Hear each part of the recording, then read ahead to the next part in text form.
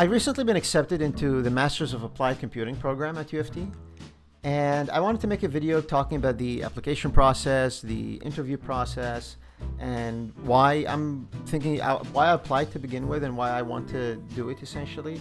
But I'll leave that at the very end of the video because I imagine there are some new people to the channel that are interested in the program, maybe they just want to know how the process was, right?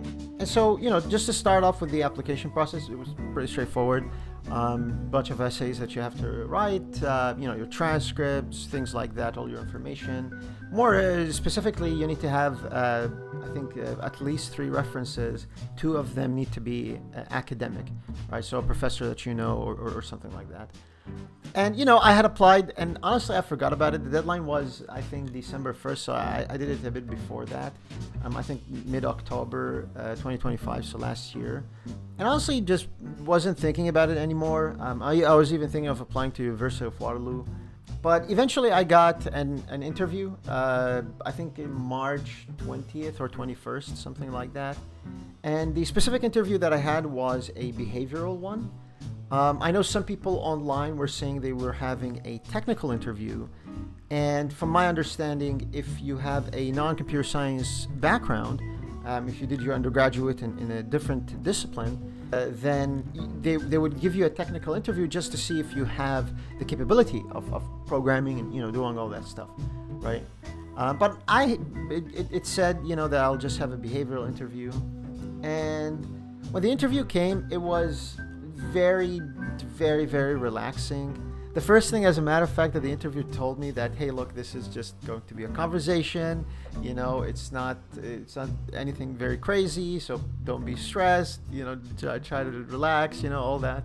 I assume because a lot of people go to the interview with that mindset. I was just happy to get an interview. Honestly, I didn't even expect to get an interview. So I was just very thrilled just to have the opportunity, I guess. I don't know. I genuinely didn't expect it, right? So it was more of like a very an unexpected surprise, right? And the conversation, we just basically went through my academic career, and I guess in my industry career as well. Basically all the details from my first year, the projects that I have done, back then, how that morphed into, sort of doing graphics programming, ray marching and things like that. And eventually, after graduating, what happened, that I joined, startups. I've been working with startups in my internships before, what I did in those internships. So essentially going through your resume, but as well as, I guess, maybe any projects or anything that is relevant to your career, basically, right? So if I were to describe it, it's essentially like, where were you before? Who were you before, right? What did you do to become who you are right now, academically and professionally? And where do you want to go further, right? Like, where is that future? And how exactly does the master's program fit into that? Right. I think that part of the conversation was, I think, the most interesting one, I would say. But on top of that, I think there were a couple of questions, I guess, that I didn't expect. The first one was I was asked about like very specific courses that I did bad in, right? And like, what happened, right? And I guess it's a fair question. Like, if you have really, good grades and on a bunch of courses, even courses that are harder than the course that you did bad in, right? The question would be, okay, well, what exactly happened? So I had to basically like sit down and remember, okay, well, what happened in 2021? Why did I do bad in that course? So that took me off guard, I would say. And I think for a moment I just like paused, like just trying to remember exactly the details of like that semester and what happened there, whoever the professor was, etc. Right? So that was one of the questions that I didn't expect. And another one was, maybe that's a bit specific to my situation. I have a minor in philosophy. I like philosophy. I like to read philosophy on my own free time. Minoring in philosophy and computer science, what is that about, right? So I didn't even know that they looked at these stuff, to be fair with you. I was very shocked. Oh, okay, wait. You actually looked at these at my transcript, like not just looking at the grades, but also like these fine print details, I guess. So, and I was basically describing, like, I genuinely think that philosophy, math, computer science, and I guess maybe you could say a bunch of sciences as well, are all, applications of logic, I would say. And I find that fascinating. I find it really cool, I would say. And the fact that you can direct logic in various ways. And not only that, in their own unique format, right? I just see a lot of parallels, basically, and that's why I was very fascinated about it. And then after that, it was more so like, in detail, what courses do you want to take, right? How does that fit into this arc of your career and where you want to go?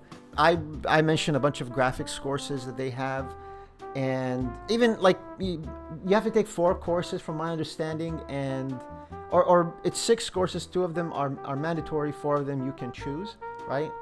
According to your concentration, of course.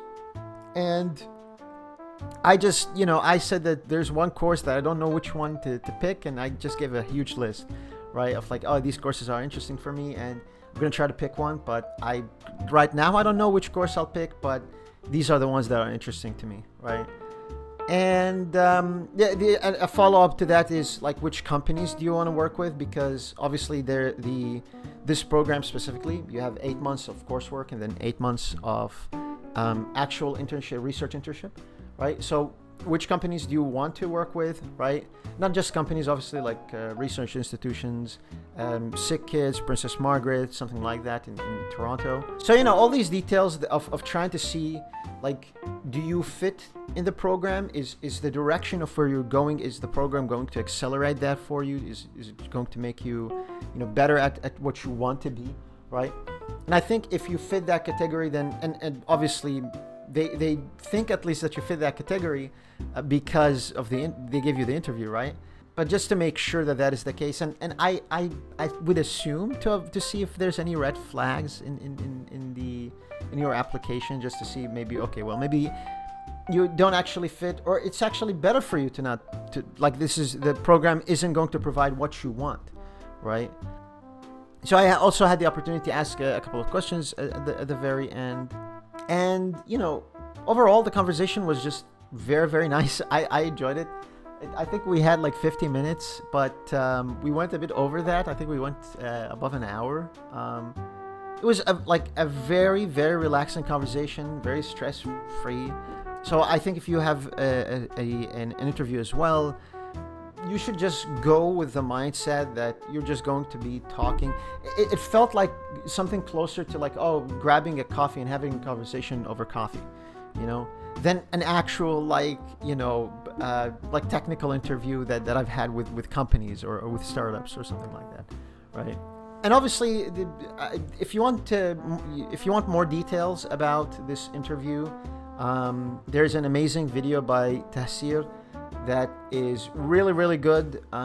He goes into way more details than I'm going through right now. I'm just trying to describe my experience here.